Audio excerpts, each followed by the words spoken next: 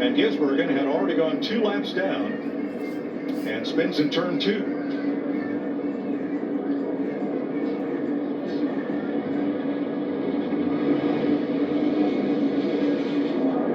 Looks like Ryan Preece, who fought hard to stay away from 1 lap down. Well, I think that's where that he's trying to get up here in the top right. Watch Shane Van Gisbergen get to the inside of him, runs out of real estate trying to squeeze and gets loose, corrects, get up into this door where they both go. That's racing to Bristol. Deal. Do they get that tire? I'd keep it.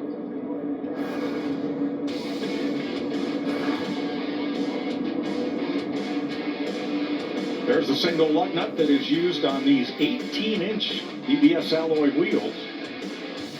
And how it's retained. Once that nut goes on past that brightly colored stop, the wheel should not be able to, or the nut should not be able to unwind it. Yeah, well, obviously, it most likely didn't get put on those dowels, and the lug nut never went on, and then the safety pin never released, so the lug nut never got to the point of that pin popping out to keep the lug nut on there. You got to remember, so the driver should never have left the pit. Well, but you got to remember that wheel's alloy, right? The studs that go in, you see all, look here. These studs here go into those holes, right? And they have a lot of them so it can index different ways. That thing can get crooked on there and hold it up with a soft alloy wheel, and it can also go and get in between those holes, believe it or not, and it's alloy, it's soft, and when it does that, it holds it away from that keeper. The lug nut is not on. The good thing, it happened on pit road. The penalty, he has to start at the tail end of the longest line. Steering wheel upside down. But he's got an oblong steering wheel.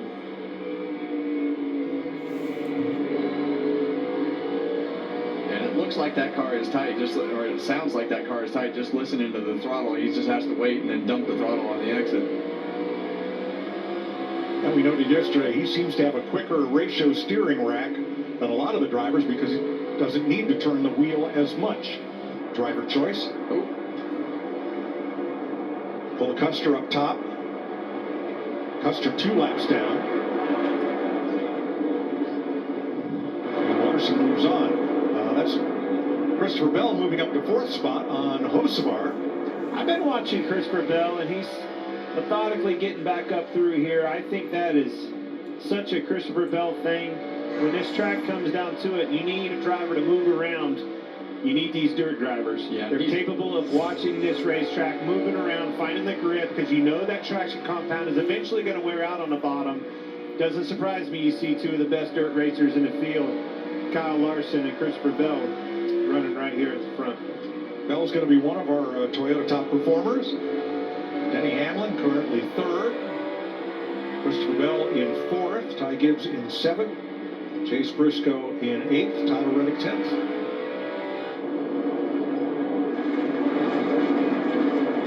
You see Bell up there on the top of the racetrack, and as more guys keep running up there, I see more and more cars going to the top of the racetrack, and when that rubber's up, that racetrack is ground a little bit different than the rest of the racetrack in that top lane. So it's got bigger chunks taken out of the concrete. So it tends to take a little bit longer to get that rubber in, but once it does, it's like a light switch, and these guys are going to be hunting the top of that track. And if the PJ1 on the bottom of the racetrack wears out a little bit, just loses just a touch of speed, that's when that top lane is really going to be the dominant lane.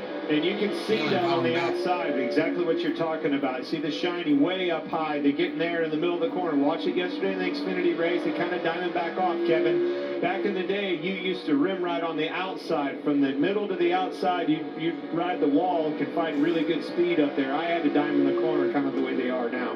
Now, Bell and Hocevar, they're trying to move forward. They're going to have to go to the bottom because Daniel Suarez, lap down, is up there in that top lane. That orange car is Suarez. Look how much rubber's up there on that outside. Yeah, and Suarez is 2 laps down, but Christopher Bell is the one that's rolling. He and Hocevar both are rolling pretty good. Talked about track position. The 12 drivers that stayed out, and we've run over 40 laps, they're all inside the top 13 right now. The only one that's cracked inside of them is Ryan Blaney, that 12. And we see that. We just covered that with Blaney. You know he's going to go to the front. I don't care if it's old tires, new tires, whatever the case may be. That's always going to the front. What's surprising that he's the only one that's been able to crack the top dozen of the cars that stayed out. They don't matter. They mattered yesterday. Clint, I always felt like the two ends of these racetracks had a little bit different grind as you go and you watch Chase Oh, I Briscoe. seen 7 and 7 Let's see. 17. Just like I'm driving, I'm trying to figure out which end of the 1 track and he's 2. on here. Yeah, That's so now, 3 and 4 now he's in 3 and 4. But I always felt like the grind, the way that the track was ground in 3 and 4 kind of went with the direction of the corner in the middle of 1 and 2. Down here in the top where you see Blaney up in the top lane right there's a bump right in the middle of the corner, and there's another bump about 3/4 of the way up off the corner in that high lane. But I always felt like that grinding at the top in 3 and 4 allowed you to kind of give it more partial throttle and power through the center of the corner with the way that